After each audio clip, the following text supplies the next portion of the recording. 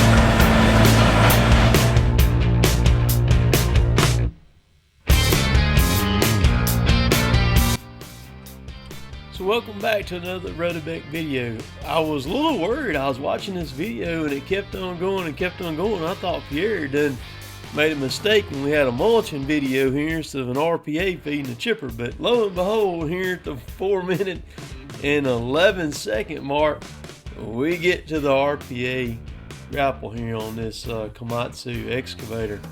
RPA stands for Rotobec Power Attachment. In my opinion, it's one of the coolest grapples that Rotobec makes. It can be fitted with the grapple saw too on it, so you pair that thing like this right here and then throw that grapple saw on it. The sky's the limit on what you can do to it. Very, very good at handling stuff like feeding this chipper right here. Perfect for that. So thanks for watching.